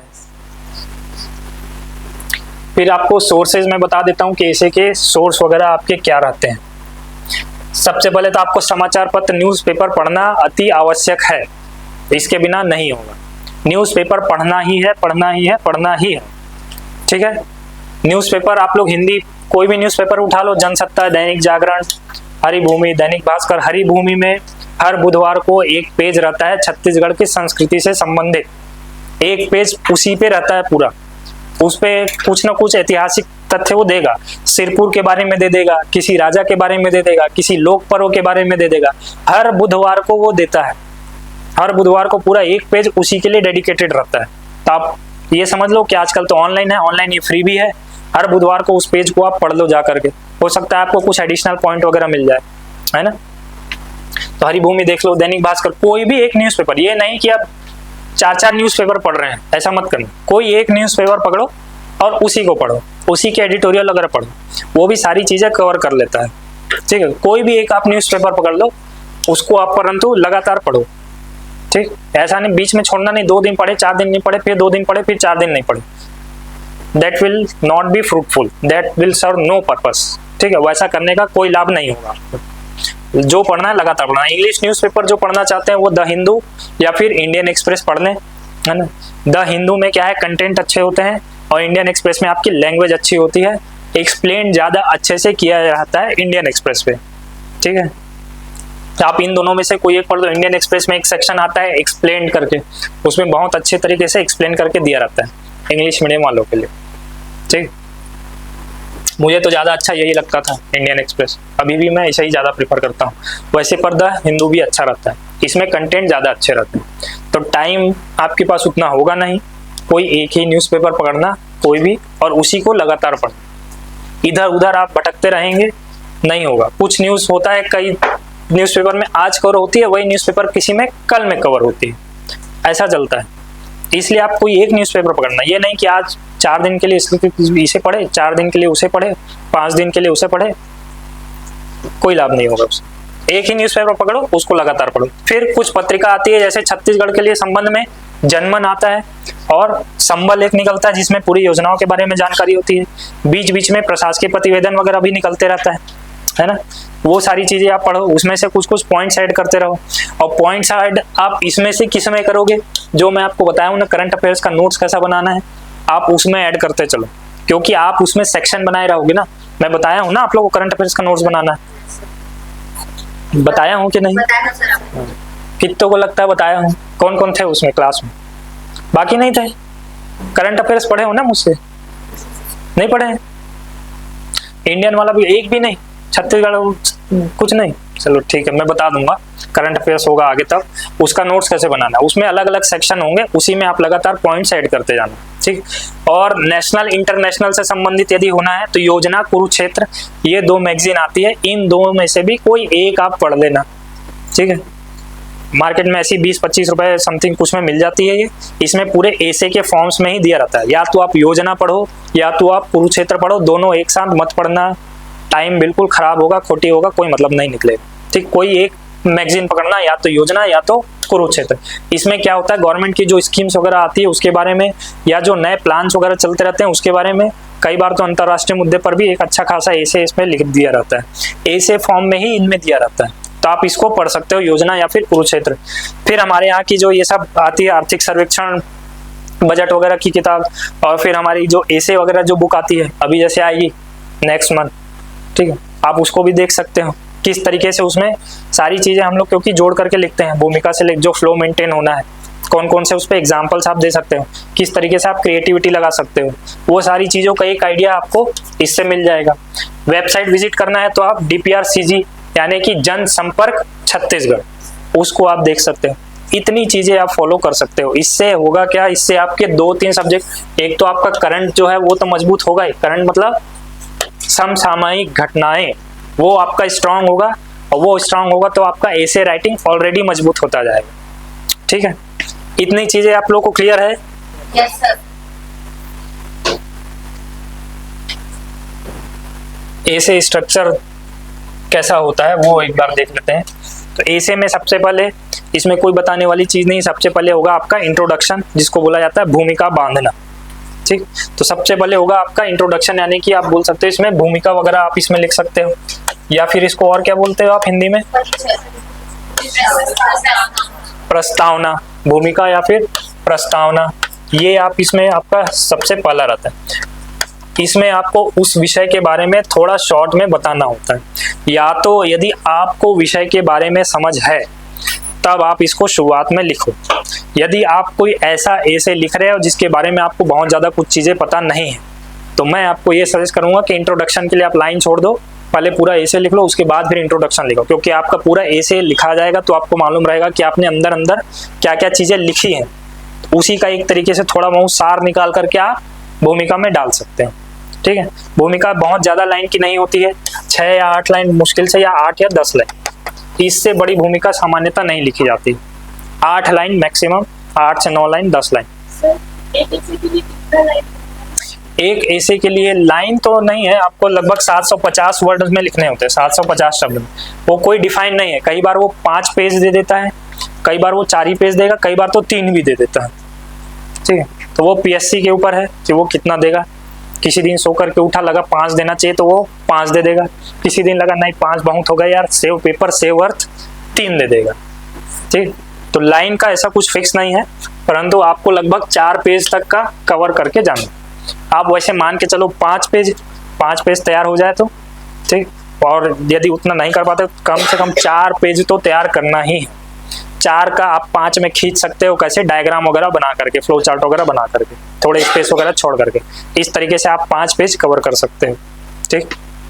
तो सबसे पहले ये इंट्रोडक्शन आपको समझ में आया, इसके बारे में हम आगे और डिटेल में देखेंगे, अभी केवल ये आपकी समझ के लिए। इंट्रोडक्शन सबसे पहले होगा भूमिका प्रस्तावना, ज़्यादा से ज़्यादा 6-8 लाइन, उसके बारे में परिचय, विषय के बारे में परिचय, और अंदर आप क्या क्या चीज़ें लिख रहे हैं, ये सारी चीज़ों के बारे में आप इंट्रोडक्शन में लिख सकते हैं। इसको हम आगे और डिटेल में देखेंगे। फिर अगला होता है मेन बॉडी, मुख्य विषय, मुख्य धारा जो आप लिखेंगे, जो मुख्य चीज़ें हैं सब्जेक्ट से संबंधित, जो हमारे प्रभाव वगैरह हैं, आर्थिक प्रभाव क्या हो सकता है, सामाजिक प्रभाव क्या हो सकता है, समाज पर क्या प्रभाव हो सकता है, आगे आने के लिए भविष्य में हम किस तरीके से इसके दुष्प्रभावों को रोक सकते हैं या इसके लाभों को बढ़ा सकते हैं, ये सारी चीज़ें जो आपकी आती है वो आती है मेन बॉडी, मुख्य विषय में, ठीक। सारी चीज़ें जो हैं लाभ हानि से लेकर के आपके विषय से संबंधित जो डिटेल हैं वो सारी चीज़ें आपकी आ जाएगी मेन बॉडी में। फिर आखिरी होगा कंक्लूजन, जिसको बोलते हैं हिंदी में निष्कर्ष, ठीक। लास्ट में लिखा जाता है निष्कर्ष, सारे एसेज का जो समरी है सार गर्भित तरीके से उसको लिखा जाता है। लोग इस पर ध्यान नहीं देते हैं, मैं बताया ना, आखिरी में लोग घसीटा मार देते हैं। देखो कोई भी ऐसे चेक करता है ना, उस पर 2 चीज़ें बहुत ज़्यादा प्रभाव डालती है, एक आपने इंट्रोडक्शन कैसा लिखा है, दूसरा आपने निष्कर्ष कैसा लिखा है, ठीक है। ये दोनों आपके बहुत जरूरी है। ये नहीं करना कि निष्कर्ष में कुछ भी आपने डॉक्टर वाली हैंडराइटिंग में लिख दिया है, ऐसा नहीं करना, निष्कर्ष भी आप अच्छे से लिखना, ठीक है। ये भी हम सीखेंगे कि कैसे इसको निष्कर्ष को लिखा जाता है, आगे ये सारी चीजें हम लोग एक एक करके देखेंगे। तो ऐसे स्ट्रक्चर मेन यही आपका इंट्रोडक्शन रहेगा, फिर मेन बॉडी रहेगा, मेन बॉडी के अंदर भी क्या क्या चीजें होंगी ये सारी चीजें हम लोग आगे देखते चलेंगे, और फाइनली क्या होगा आखिरी में आपका निष्कर्ष, कंक्लूजन। और इसके लिए जरूरी क्या है, एक तो आपको क्लैरिटी होनी चाहिए कंटेंट में, जो पूछा जा रहा है उसके बारे में आपको बैकग्राउंड नॉलेज होना चाहिए कि वो पूछ क्या रहा है, उसके बारे में संबंधित तथ्य क्या क्या है। कोई योजना के बारे में पूछा तो वह योजना किस तारीख से शुरू हुई, किस पर केंद्रित है वो। कुछ योजनाएं जो है वो जनजातियों पर केंद्रित होती हैं, कुछ शहरी क्षेत्रों पर केंद्रित होते हैं, कुछ ग्रामीण क्षेत्रों पर केंद्रित होती हैं। ये सारी चीजें आपको पता होनी चाहिए कि योजना किस पर केंद्रित है, किस तिथि में शुरू हुई, कितना उस पर बजट अलॉट किया गया, किस तरीके से उस पर काम चल रहा है, कोई रिवॉर्ड है क्या उस पर। इस तरीके के सारी चीजें, बहुआयामी चीजें आपको उसमें थोड़ी बहुत पता होनी चाहिए, डेप्थ आपको होना चाहिए कंटेंट में। फिर डाइवर्सिटी होनी चाहिए, जो मैं बोला बहुआयामी होना चाहिए, है ना।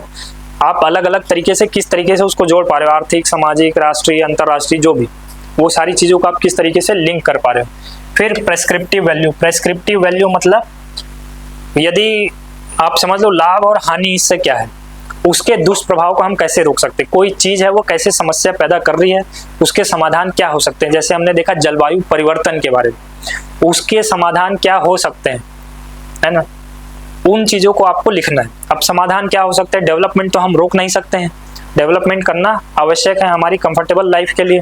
उसके लिए क्या क्या चुनौती हो सकती है, किस तरीके से हम अलग अलग चीजों को एक तरीके से आप बोल सकते हो सीमित कर सकते हो कि हमारे लिए भी वो फायदेमंद हो और प्रकृति के लिए भी वो सुलभ हो, ठीक हो, उससे बहुत ज्यादा एक्सप्लॉइटेशन यानी कि प्रकृति का शोषण ना हो। इस तरीके से हम कैसे आगे बढ़ सकते हैं समावेशी रूप से, ये सारी चीजें प्रिस्क्रिप्टिव वैल्यू में आती है। किसी चीज की आपके लिए चुनौती कितनी बड़ी है और आप किस तरीके से उसका समाधान निकाल सकते हो, ये होता है प्रिस्क्रिप्टिव वैल्यू। डॉक्टर कुछ लिखता है उसको बोलते हैं प्रिस्क्रिप्शन, है ना, तो वही है प्रिस्क्रिप्टिव वैल्यू। फिर लैंग्वेज एंड ग्रामर, ये भी जरूरी है, आपकी भाषा सरल। अब ऐसा कोई जरूरी नहीं कि आप बहुत बॉम्बेस्टिक वर्ड्स लिखें, मतलब बहुत बड़े बड़े वर्ड्स लिखें, ऐसा कोई आवश्यक नहीं। आप सिंपल लैंग्वेज भी रख सकते हो, परंतु आपकी जो ग्रामर है वो प्रभावी होनी चाहिए, ठीक है। ये नहीं है कि आपने कहीं पर मतलब लैंग्वेज आपने ग्रामर में थोड़ा बहुत मिस्टेक कर दिया, ये नहीं होनी चाहिए। जैसे पुल्लिंग के लिए वही चीजें यूज करना, स्त्रीलिंग के लिए वही चीजें यूज करना। ये ना हो कि आपने राम खाती है इस टाइप का आपने जोड़ दिया वहां पर, है ना, वहां पर वो फिर इफेक्ट, आपने कितना भी ऐसे अच्छा लिखा हो, यदि आपने ग्रामर इधर उधर कर दिया तो वो गलत हो जाएगा। अब जैसे क्या होता है, मैं कई कॉपीज देखता हूँ तो उसमें इस तरीके के मात्रात्मक गलती भी होती है। जैसे यहाँ पर कोशिश मैं लिख रहा हूँ तो क्या होता है, कोशिश जो है वो सही इस तरीके से आप लिखोगे, ठीक है ना। कईयों कैसे लिखते हैं, ये हुआ, ये तो ठीक है, ये मात्रा ना अगले शब्द में चली जाती है, ऐसा भी होता है। ये सब चीजें नहीं करनी, ये सब चीजें बहुत नकारात्मक इफेक्ट देता है चेकर को, ठीक है। या फिर मात्रात्मक है, इसी के नीचे आप कुछ लिख रहे हैं, सपोज आप समझ लो कि यहाँ पर आप लिख रहे हैं देने, ये जाकर के यहाँ पर ऐसा जोड़ रहे हैं, दो मात्रा आपस में जुड़ जा रही है, ये भी नहीं करना। दोनों वर्ड्स, दोनों लाइन के वर्ड्स जो है वो अलग रहने चाहिए। मात्रात्मक गलती आप कोशिश करो कम से कम हो, और इस टाइप की चीज तो बिल्कुल ना, जिसकी मात्रा है वो उसी पर लगे। ये सारी चीजें छोटी छोटी चीजें हैं, यदि आप इसको सही रखोगे ना तो आपका ऐसे साफ दिखता है, समझ में आता है सामने वालों को कि आपने क्या लिखा है। आपने ऐसे अच्छा खासा लिख तो दिया पर हम समझ ही नहीं पा रहे हैं, समझना ही उसको एक चैलेंज हो जा रहा है हम लोग के लिए, तो फिर कहाँ से मार्क्स मिलेंगे आपको, है ना। तो ये सारी चीजें जो है आपको थोड़ी ध्यान में रखनी होती है। लैंग्वेज और ग्रामर भी आपको ध्यान में रखना है, भाषा आपकी सही शॉर्ट हो, बहुत ज्यादा बड़े बड़े वर्ड्स इस्तेमाल करने की बहुत ज्यादा आवश्यक होती नहीं है, 2-4 जगह इस्तेमाल कर दो बस, बाकी भाषा आप सिंपल रखो। बस ये ध्यान रखना कि चालू भाषा ना हो, थोड़ी अधिकारी वाली भाषा हो आपकी, ठीक है। इतना क्लियर है? Yes sir. आगे बढ़े। Yes sir. इंट्रोडक्शन बस आज थोड़ा सा देख लेते हैं, बाकी फिर हम कल वाले में देखेंगे। इंट्रोडक्शन आप किस तरीके से लिख सकते हो इसको देखते हैं। इंट्रोडक्शन जो है आपका एसे का शुरुआती होता है, आप उसको कई अलग अलग ढंग से उसमें लिख सकते हो, ठीक। आपका एक तरीके से उदाहरणात्मक भी हो सकता है, आप एग्जाम्पल से शुरू कर सकते हो, ठीक। किसी भी प्रकार का, जैसे जलवायु परिवर्तन वाला हमने देखा था ऐसे, तो उसमें आप एग्जाम्पल दे सकते हो किस तरीके का, कि हीट वेव्स वाली हमने बात देखी थी, पिछले साल हीट वेव्स बहुत ज़्यादा चले थे, कई जगह पर बाढ़ आई थी। तो आप किसी राज्य को संदर्भित करके लिख सकते हो कि अभी तक भारत में जो है सर्वाधिक तापमान इस जगह पर आपका रिकॉर्ड किया जाता था, लगभग 40-47 डिग्री 48 डिग्री, परंतु इस बार बाड़मेर या चूरू में देखा गया कि तापमान 51 डिग्री तक पहुंच गया है। यही जलवायु परिवर्तन का संकेत है। अब बाढ़ के बारे में लिख सकते हो, राजस्थान जहां पर अभी तक अल्पवृष्टि वाला क्षेत्र था, वहां पर जोधपुर में बाढ़ आ रहे हैं, कार वगैरह बह जा रहे हैं। ये जलवायु परिवर्तन के इफेक्ट है। इस तरीके से आप उदाहरण लिख सकते हो, तो वैसे आप शुरू कर सकते हो। फिर कोई कहानी या प्रसंग सुना करके शुरू कर सकते हो। ठीक, कोई आप सपोज एक नाम ले लो, कोई भी, जैसे राम है, वह खेती करता है, वह मानसून पर बहुत ज़्यादा निर्भर है, परंतु अब कभी बारिश हो रही है तो थोड़ी हो रही है, कभी हो जा रही है तो पूरे खेत ही लबालब हो जा रहे हैं और उसकी फसल नष्ट हो जा रही है। ये जलवायु परिवर्तन का हिस्सा है। इस तरीके का आप जो है कहानी प्रसंग वगैरह भी लिख सकते हो। या फिर कुछ प्रश्न पूछ सकते हो आप। प्रश्न इन द सेंस, क्या आपने कल्पना की है कि हमारा भविष्य कैसा होगा? जैसे कुछ वीडियोस जो है वायरल होते हैं, आप पुरानी अगर आप फोटोज वगैरह देखे होंगे तो लोग ऑक्सीजन मास्क लगा के घूम रहे हैं, इस टाइप के फोटोज कई बार वायरल होते हैं कि भविष्य में हमको ऐसा देखना पड़ सकता है। तो अब आप कल्पना करो कि वो भविष्य कैसा हो। लोगों के पास ऑक्सीजन सिलेंडर जो है, अभी तो एक समय था जिसमें लोग सोचते नहीं थे कि दूध बिकेगा, अब दूध छोड़ो पानी भी बिक रहा है। ये आज से 50 साल पहले आप किसी को बोलोगे तो वो हंसते थे, ये क्या बात कर रहे हो, पानी कौन सा बिकने वाला है, बहुत मात्रा में, पर आज के समय में बिक रहा है। तो ये कल्पना भी जो है एक तरीके से आप, इमेजिनेशन जरूर है, पर हो सकता है वो बाद में जाके जैसा अभी चल रहा है वो सही हो जाए, यू नेवर नो। तो इस तरीके से आप प्रश्न पूछ सकते हो कि भविष्य में क्या आपने कल्पना की है कि हमारा भविष्य इस तरीके का हो सकता है कि हमारे पास ऑक्सीजन की कमी हो, पानी की कमी हो, ये सारी चीज़ों की कमी हो। या फिर संवाद वार्तालाप, दो व्यक्ति आपस में बात कर रहे हैं, या फिर आप निबंध जो चेक कर रहा है उसके साथ कम्युनिकेट कर रहे हैं, इस तरीके का भी कुछ संवाद आप बना सकते हो। ये सारे एग्जाम्पल हम लोग आगे ना एक 1 बाय 1 देखते चले। फिर एक सामान्य तरीका होता है कि सामान्य तरीके से जो इसे शुरुआत की जाती है, सीधा आपने जलवायु परिवर्तन के बारे में यदि पूछा है तो आपने सीधा पहले डिफाइन कर दिया कि जलवायु क्या है, फिर आपने बता दिया कि जलवायु परिवर्तन क्या है, फिर उसके बारे में आप थोड़े बहुत प्रभाव वगैरह बता रहे हैं कि ऐसा ऐसा हमको अभी देखने को मिल रहा है, आगे हम इसके बारे में और विस्तार से चर्चा करेंगे, ऐसे करके आपने ऐसे शुरू कर दिया। ठीक है। फिर एक होता है कोट। कोट यानी आप जो उदाहरण, कोई लाइन है, फेमस लाइन, किसी ने बोला है, किसी पर्यावरणविद ने बोला है, उस लाइन को आप इन्वर्टेड कॉमा में करके उसके बाद फिर आप ऐसे अपना शुरू कर सकते हैं। तो ये अलग अलग तरीके हैं इंट्रोडक्शन शुरुआत करने के। ठीक। और first impression is last impression. आपको इंट्रोडक्शन बहुत अच्छा रखना है। यदि आपने थोड़ा भी क्रिएटिव इंट्रोडक्शन बना लिया, जनरली लोग क्या होता है 80% लोग इसी पे जाते हैं, सामान्य तरीके पे। ठीक। 80% इसी पे जाते हैं और बाकी 20 में से भी 15% इसमें जाते हैं, बाकी 5% ही हैं जो इस तरीके की चीजें इस्तेमाल करते हैं। इसमें भी आप यदि ये दे दिए तो ये बहुत अच्छा हो जाता है। या ये दोनों जो है सबसे बेस्ट तरीके हैं स्टार्ट करने के। उदाहरण में क्या है, आप सीधे रियल लाइफ एग्जांपल दोगे ना, इससे आपको पता, इससे चेकर को पता चल जाता है कि आप पीछे के बारे में कुछ ना कुछ तो जानते ही हो, आपको इसके विषय में ज्ञान है, ये पता चल जाता है। ठीक। तो सबसे बेस्ट चीजें जो है वो यही है, कोशिश यहीं से करना है कि उदाहरण हो या फिर किसी प्रकार का कहानी या प्रसंग आप उस पर जोड़ सको। ठीक है। हाँ, उसको भी ऐड कर सकते हो, कविता से शुरुआत कर सकते हो, वो भी कर सकते हो, कविता से ऐड कर दो, कहानी से शुरू कर दो, इस तरीके का कोई भी आप अपनी क्रिएटिव थिंकिंग जो है वो लगा सकते हो। ठीक है। तो कुल मिलाकर इंट्रोडक्शन में आपको क्या होना होता है, टॉपिक आपको डिफाइन करना है कि वाकई है क्या। जलवायु परिवर्तन पूछा है तो आपको सबसे पहले लैंग्वेज पकड़ना है। जलवायु परिवर्तन एक वैश्विक चुनौती, ऐसा यदि वो लिखा है तो इसमें कीवर्ड क्या है, वो पूछ क्या रहा है, जलवायु परिवर्तन के बारे में पूछ रहा है ना। तो सबसे पहले आपको ये बताना पड़ेगा कि जलवायु क्या चीज होती है, मौसम और जलवायु में क्या अंतर होता है। किसी को पता है जलवायु क्या है और मौसम क्या है? मौसम ज्यादा समय के लिए या थोड़े समय के लिए? अच्छा ये बताओ, मौसम कौन बोल रहा है कि छोटे ड्यूरेशन वाला है, बड़े ड्यूरेशन वाला नहीं? हाथ उठाओ। अच्छा, और मौसम बड़ा ड्यूरेशन वाला है, कौन बोल रहा है? तो बाकी क्या बोल रहे हैं? बताओ बताओ। जलवायु मौसम की अपेक्षा छोटा है। ठीक। और बताओ कोई, किसको लगता है बड़ा है? हाँ, दीर्घकालीन मौसम की दशा है जलवायु। ठीक है। हाँ, मौसम थोड़े क्षेत्र में बदल सकते हैं, लेकिन जलवायु एक निश्चित क्षेत्र में लंबे समय तक रहता है। ठीक है, यही आपने कोई गाना सुना होगा, मेरे यार बदलना जाना मौसम की तरह। ठीक है, मेरे यार बदलना जाना जलवायु की तरह तो नहीं बोला उसने। इससे पता चलता है मौसम लगातार बदलता रहता है ना। जो लगातार बदले वो मौसम है। जलवायु एक जगह का लगभग कांस्टेंट ही रहता है, बहुत कम ही ऐसा होता है कि वो बदले। इसीलिए तो टॉपिक दिया गया जलवायु परिवर्तन, मौसम परिवर्तन नहीं बोला गया, क्योंकि मौसम बदलता ही रहता है। आज कुछ और है, कल कुछ और हो जाए। ठीक है, तो जो दीर्घकालीन अवस्था होती है किसी एक क्षेत्र की, उसे बोला जाता है जलवायु। ठीक, तो इस तरीके से आपको पहले जलवायु डिफाइन करना है, फिर जलवायु परिवर्तन को डिफाइन करना है, फिर 2-4 लाइन, मुश्किल से 1 या 2 लाइन में आपको बताना है कि इसके क्या क्या प्रभाव आज में पड़ रहे हैं। उसके बाद फिर आपको ऐसे में आगे क्या क्या आप चीज़ें जोड़ने वाले हैं, वो सारी चीज़ें आप उसमें थोड़े बहुत इंट्रोडक्शन में 1-2 लाइन में लिख देना है। ऐसे करके आपको 6 से 8 लाइन क्रिएट करने हैं, वो आपका हो जाएगा इंट्रोडक्शन।